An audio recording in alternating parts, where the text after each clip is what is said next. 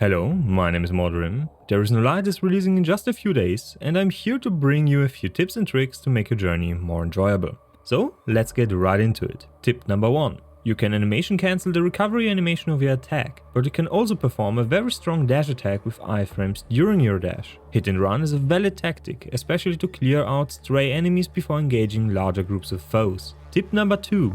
But that doesn't make it the only tactic. Playing very aggressive is a great way to overwhelm masses of enemies before they overwhelm you. Regular attacks are marked with a red arrow above the heads of your enemies and can be interrupted with regular attacks from you. This can result in stagger chains for larger groups of enemies because you deal AoE damage with every swing of your sword. This recharges your rage even faster, which results in more healing orbs and the ability to stagger yellow attacks. Tip number 3. Dashes have very generous iframes on them. Weave them in between attacks to prevent almost anything from damaging you. This is especially true for bosses. They have no windows of opportunity for attacks otherwise and will completely wreck your day. Tip number 4. Make sure to clear and move around crates and barrels. There is a lot of stuff hidden underneath them, like buttons that unlock hidden passages or secrets. This can range from collectibles, XP or notes for quests. Tip number 5. Your dash counts as an attack that doesn't deal any damage. This will destroy any crates and barrels around you, but will also trigger any traps like explosive barrels, without the need to perform a strike with your weapon. Tip number 6. You can move around objects by walking against them.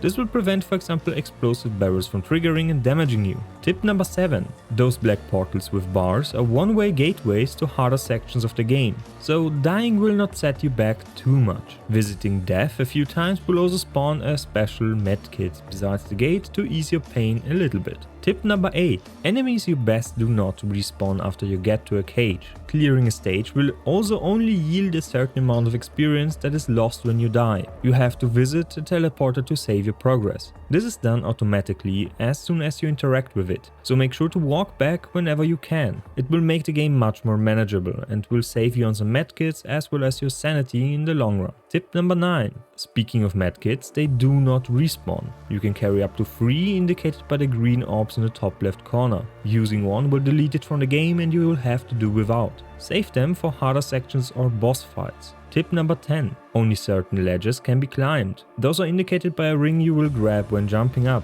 This makes it impossible to save in certain sections of the game, so keep that in mind when exploring. Tip number 11. Falling off into the abyss will deal 1 damage to you even if there is no health bar around. Dashing is also the only way to fall. Walking into a pit will be blocked with an invisible wall, but standing on crumbling ground will still let you experience the blackness of the void underneath. Anyway, thank you for watching. If you like the content, make sure to leave a like, sub and comment for more previous reviews and guides. See you next time and bye!